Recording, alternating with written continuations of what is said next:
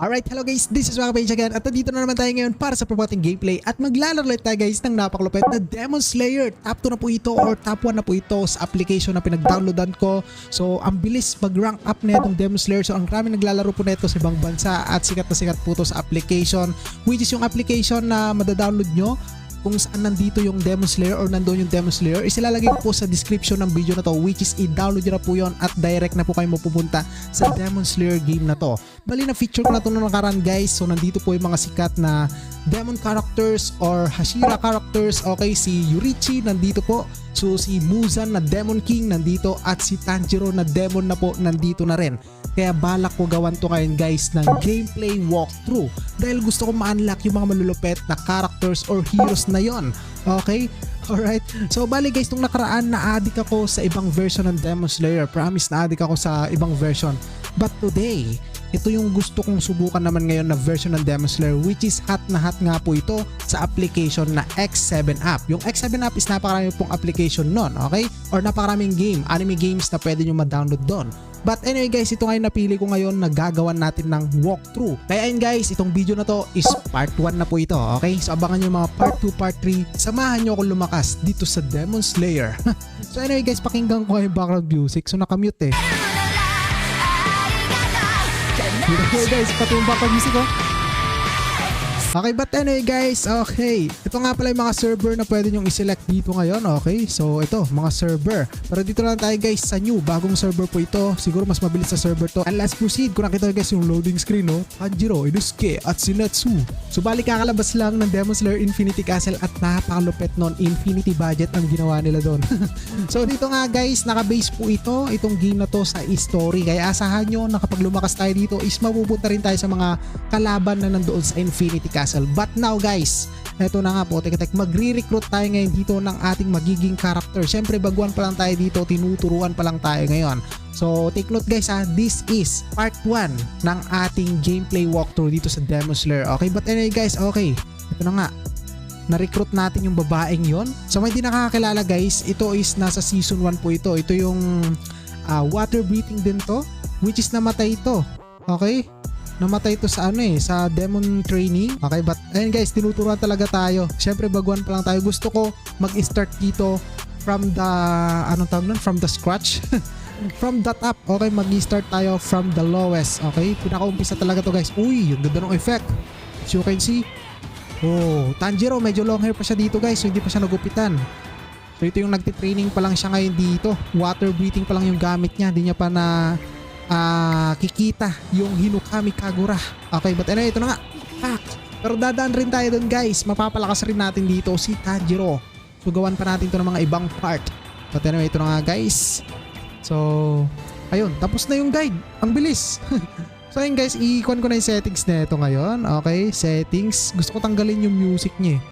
Ayan, tanggalin natin yung music para lalagyan ko to ng magandang music na walang copyright. At syempre guys, palitan na natin yung pangalan natin since ito yung gagamitin nating account para mapalakas si Tanjiro dito at ma-unlock yung mga ibang malalakas na potential na hero or Hashira's demon dito ngayon. Okay, so sipon na tayo guys. So pasensya na kung madaldal ako guys. Excited lang ako gumawa ng gameplay walkthrough. Okay, ba't ano nangyari dito? Please I don't know. Siguro guys, ayaw niya yung big letter. So let's try. Sipon, alright. Okay, bawal. Siguro big letter lahat. Try natin. Big letter, Waki, PH. Ayun, pumasok guys. Kailangan pala big letter lahat. At kung nakita nyo guys, nandito ngayon nakadisplay si Tanjiro na nasa season 1 pa lang po yung itsura ng yan. Okay? So bali nagtitraining pa lang siya dito ngayon para makapasa sa demon. Basta demon exam, ganun. So anyway guys, ito na nga. Actually kasi nandito rin si Akasa. So soon ma-unlock natin dito yung mga malulupet na Hashira and characters. Nasaan na dito yung mga yon? Ito sa Hero Hall guys. Okay, ito yung mga possible na maano natin ngayon, ma-unlock natin. Okay, as you can see. Alright, Zenitsu na iba't ibang type, natutulog at gising. Okay guys, sa anime nandito rin po. So may mga skills to mga to ha. So kaya makita natin guys yung mga skills nila. So hindi pa ito nagtatapos. Hindi pa dito nagtatapos yan guys. Meron pa dito na mas mataas na rank. Kaso wala pa dito. Okay. So meron pa dito eh. Nasaan na yun? Eto guys. Ito sila po. Tek kung nakita nyo guys oh. Alright, uy. Putik-tik Nezuko Kamado the Spring Messenger. Wala to nung finiture ko to noon, wala to. So imagine guys, last week ko yata finiture to and meron na siya ngayon dito. So ibig sabihin nun guys, nag-update po itong game na to, nag-add sila ng mga character. Alright, so which is good. Hindi siya parang pinabayaan na game. Nag-update siya, okay? So wala to dati. So pinakamataas na po ito, UR, mas mataas pa dito sa SP. Okay, so yung Musan guys nandito. Alright. And then SSR, okay. Kaso guys, nawala yung mga ibang hero pala. Anong nangyari? Nawala si Demon Tanjiro. Hindi ko rin alam guys kasi nung finiture ko to nung nakaraan nandito yun eh. Siguro ibabalik nila yun guys, okay? So one click claim. Uy, putik-tik may nakuha tayong ganun. And para saan kaya yun? So nakalak pa tong mga to eh. Siguro hanggang dito guys kapag nandito na tayo manlock natin. And ayan napalitan na naman ng SP. Putik-tik. Siguro guys naglo-loading pa lang to. Oh, nawala na si Nezuko dito ngayon. Oh, nawala na yung ibang character. Siguro guys naglo-loading siya. Okay, so bigyan natin siya ng time. Ayun bumalik ulit So naglo-loading siguro to guys. But anyway, let's pray na nga. Okay, pray. Play, okay? So ito na nga guys, naka-base to sa story at ito pa lang yung mga character natin. Pasensya na kayo dahil inumpisahan ko to from the top, kaya ito pa lang yung asahan nyo dito ngayon. And ayan na nga. Grabe, parang may yung skill nung natin, yung atake niya, parang meron siyang venom kung nakita nyo. Matagas-tagas yung sa katawan nila. But water breathing. Kapag na-unlock natin dito guys yung malulupit na Hashira and then upper rank demon, makita nyo yung animation ng game na to, mas lalong maganda po. Okay, kaya ulitin ko guys, nasa description yung link ng game na to, kaya kung i-download nyo is i-download nyo na po. Okay, paunahan tayo magpalakas ngayon dito sa larong ito. Uy, tigatek. So ganto-ganto lang siya guys, pero nakaka-addict to, promise, lalo na kapag na-unlock or na-upgrade nyo na yung magiging character nyo, nakaka-addict na po siya. So maniwala kayo sa akin, baka ma-addict kayo dito. And then yung mga reward, pwede nating i-claim. And what is this? So hindi natin napindot sayang. So di ko pa alam kung para saan yung mga ibang gamit dito, pero tinuturuan pa lang tayo, kaya anuhin muna natin siya. Ayun! Meron tayo ngayon ditong Nezuko, young girl pa lang siya.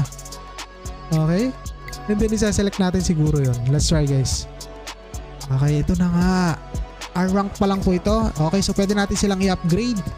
At syempre kapag in-upgrade nyo yan guys, lalakas yung mga yan. Advancement, ayan. So nadadagdagan yung stats nila and ayan na po. Start na tayo again and here we go. So i-select na natin siya guys. So meron na tayong bagong character, si Nezuko. So makita natin ngayon guys yung atake ni Nezuko. Ito ganoon lang siya. So di pa nila na-unlock yung mga ultimate nila dito eh. Okay. Kapag may ultimate na, kapag may breathing na si Tanjiro dito, malupit na po. Okay, but ito na nga. Start battle. Naka-base to sa story, no?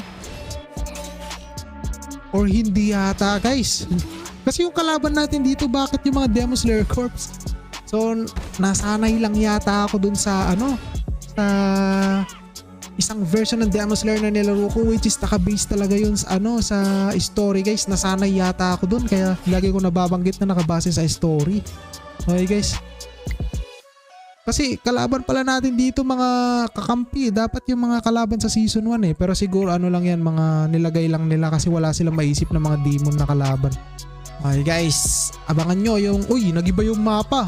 Okay, so mas exciting to. Papunta na tayo sa exciting part ngayon guys. So nagbago na po yung mapa.